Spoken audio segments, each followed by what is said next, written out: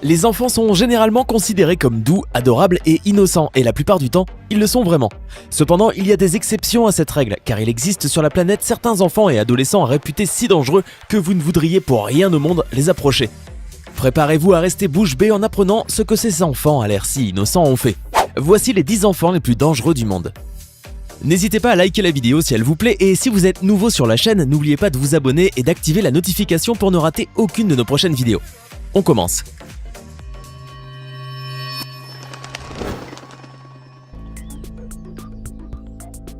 Les frères Beaver. En Oklahoma, aux États-Unis, les frères Beaver ont fait parler d'eux à cause des atrocités qu'ils ont commises en juillet 2015. Robert, 18 ans, et Michael, 16 ans, ont assassiné toute leur famille, leurs parents et 2 de leurs 4 frères et sœurs, à coups de couteau. Les 2 frères prévoyaient en plus de ça d'orchestrer un meurtre en masse. Pourquoi ? Eh bien, croyez-le ou non, juste pour gagner de la renommée. En effet, la recherche de célébrités est la motivation principale de nombreux criminels, et c'est d'ailleurs pourquoi certains médias décident de ne pas montrer les visages des criminels. Les frères, surnommés les frères les plus pervers d'Amérique par la presse, ont été envoyés en prison. Cependant, il restait une question. Pourquoi les Beaver n'ont-ils pas tué tous leurs frères et sœurs, mais seulement 2 sur 4 ? Eh bien, ils ont d'abord tué David et April Beaver, leur mère et leur père, puis ont fait la même chose avec leur frère de 12 ans, Daniel, et ensuite Victoria, 5 ans, connaîtra le même sort. Ils ont ensuite essayé d'assassiner leur sœur âgée de 13 ans, mais ont échoué, et pour lui faire peur, ils lui ont dit qu'ils avaient fait la même chose à leur sœur de 2 ans. Cependant, cette dernière n'a pas été blessée et a depuis été placée dans une famille d'accueil. Yasmine Richards. Yasmine est sans doute l'une des enfants les plus dangereuses du monde. Originaire de l'Alberta aux États-Unis, elle avait un petit ami nommé Jeremy Stunk et âgé de 23 ans. C'était un couple bizarre qui aimait parler de choses effrayantes, à tel point qu'à plusieurs reprises, Yasmine et Jeremy ont même parlé d'assassiner les parents de la jeune fille, parce qu'ils désapprouvaient cette relation entre un jeune homme de 23 ans et leur fille qui n'en avait que 12. Yasmine clamera par la suite que c'était juste une blague et qu'elle n'avait jamais pris ça au sérieux. Par contre, ce n'était apparemment pas le cas de Jeremy qui, en 2006, s'est introduit de nuit dans la maison de Yasmine pour tuer ses parents. La fille en a tellement été choquée qu'elle dit être entrée dans un état second, ne pouvant pas s'arrêter de demander de l'aide. Ensuite, on ignore comment, mais Yasmine a tué son frère. Condamnée à seulement 10 ans dans un asile psychiatrique, probablement à cause de son jeune âge, elle en est aujourd'hui sortie. Jeremy, quant à lui, a été enfermé pour 25 ans avec possibilité de libération conditionnelle, ce qui fait qu'il pourra sortir en 2034.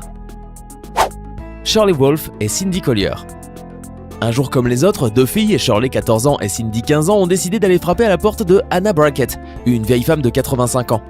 Cette dernière les a laissées entrer sans problème pour qu'elles utilisent son téléphone, mais tout à coup, les 2 filles se sont attaquées à elle et l'ont poignardée à l'aide d'un couteau avant de sortir tranquillement par la porte. Le corps de Hannah a été retrouvé par son fils qui venait de croiser les 2 adolescentes sans se douter de quoi que ce soit. Le plus terrifiant dans cette histoire, c'est que Shirley et Cindy n'en étaient pas à leur coup d'essai, puisque avant de frapper à la porte de Hannah, les 2 filles étaient entrées dans une autre maison avec la même idée en tête. Sauf que, heureusement dans ce cas-là, l'homme de la maison était entré à temps et les avait forcés à partir. La femme visée dans cette histoire a déclaré que les 2 filles étaient très bizarres et qu'elles avaient nettoyé le verre et le téléphone qu'elle leur avait donné avec du gel nettoyant après avoir fini de l'utiliser. Cependant, même si elles ont essayé de se débarrasser de leurs empreintes digitales, les policiers n'ont pas mis longtemps à appréhender les adolescentes qui ont été condamnées à une longue peine au sein d'un asile psychiatrique. La question qui se pose est quel était le motif derrière ces crimes ? Eh bien, la réponse vous glacera sans doute le sang, puisque les 2 filles ont révélé qu'elles faisaient ça juste pour s'amuser. Effrayant, quand la plupart des adolescentes de leur âge vont voir un film ou se rendent au centre commercial pour se divertir, ce duo, lui, préfère plutôt tuer quelqu'un. Nehemia Griego. Cette histoire-là a eu lieu au Nouveau-Mexique en 2013. Un garçon de 15 ans nommé Nehemia Griego a décidé de tuer sa mère une nuit avec un fusil de calibre 22. Il a ensuite attendu calmement que son frère se réveille et lui a montré ce qu'il avait fait. Foudragé de douleur, cet enfant alors âgé de 9 ans se mit à hurler et à appeler à l'aide. Et du coup, Nehemia le tua aussi. Il est ensuite allé dans la chambre de ses petites sœurs, qui avaient 5 et 2 ans, et leur a fait subir le même sort. Ensuite, il a tout simplement attendu que son papa rentre à la maison pour le tuer à son tour. Seulement, son père avait un frère, éminent politicien du Nouveau-Mexique, nommé Eric Griego. Grâce à lui, Nehemia a été arrêté à temps. Heureusement d'ailleurs, car à la base, Nehemia a envisagé d'assassiner un maximum de personnes. Le tribunal, où il a dû porter un protège-dents pour l'empêcher de cracher sur les gens, l'a condamné à une peine d'emprisonnement dont il sera libéré dans 2 ans, à l'âge de 21 ans. Certains disent que la peine est très légère pour ce qu'il a fait, mais le juge a estimé que Nehemia était encore jeune et que son comportement pourrait s'améliorer. Et vous, que pensez-vous de ce qui s'est passé lors de cette terrible nuit en 2013 ? Thompson Toddlers.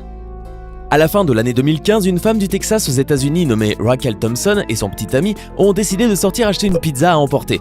Jusque-là, tout est normal, sauf qu'ils ont fait une grosse erreur en laissant leurs 4 jeunes enfants à la maison. Cela aurait dû ne pas poser de problème, mais il semble que les enfants ont eu une idée étrange pour s'amuser. Ainsi, les jumeaux de 3 ans ont tout simplement mis leur sœur de 19 mois dans le four, et malheureusement, lorsque les parents sont revenus, le bébé était déjà mort.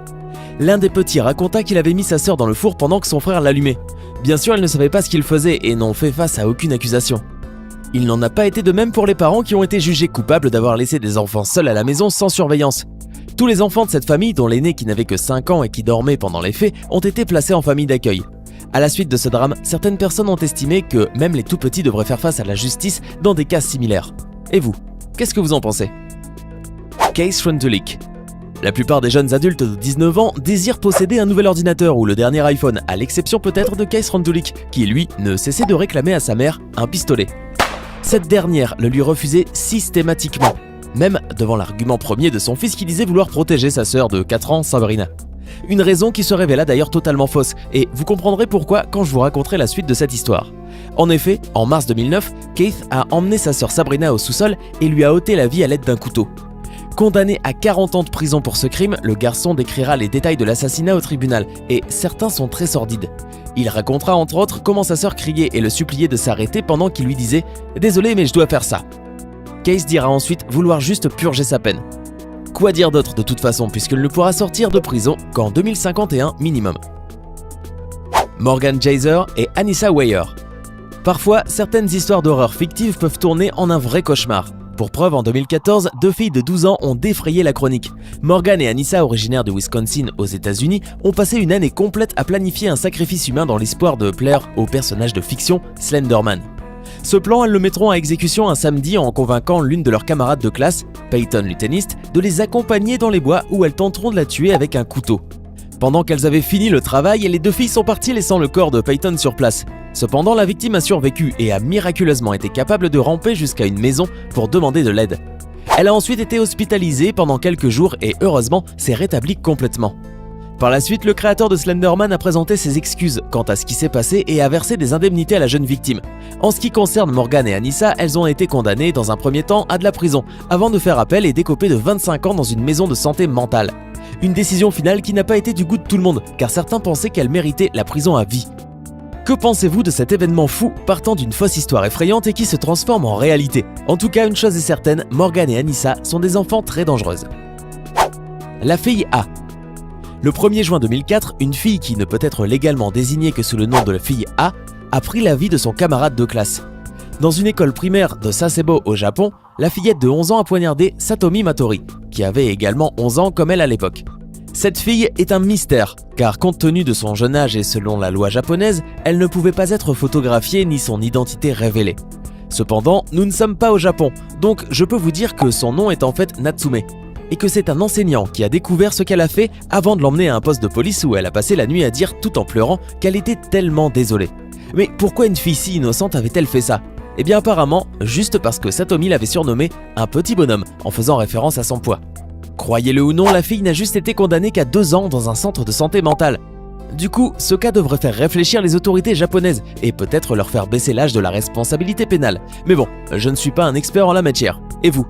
Dites-moi ce que vous en pensez dans les commentaires. Personnellement, je reste perplexe car si certaines personnes disent qu'elles ne savaient peut-être pas ce qu'elle faisait à cause de son âge, beaucoup d'autres ne sont pas d'accord avec cela. Alors qui a raison? Moi, j'en sais rien. Selon vous, quel est l'enfant le plus dangereux de cette vidéo?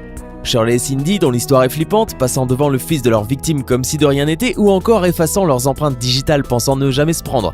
Et bien sûr, comment pourrions-nous oublier les plus jeunes sur cette vidéo, les petits Thompson, qui à juste 3 ans ont fait une victime? Des histoires plus terrifiantes les unes que les autres. Hey, c'est tout pour aujourd'hui. Si vous avez aimé la vidéo, n'oubliez pas de la liker et de la partager avec vos amis. Et si vous êtes nouveau sur la chaîne, n'oubliez pas de vous abonner et d'activer la notification. Bye bye!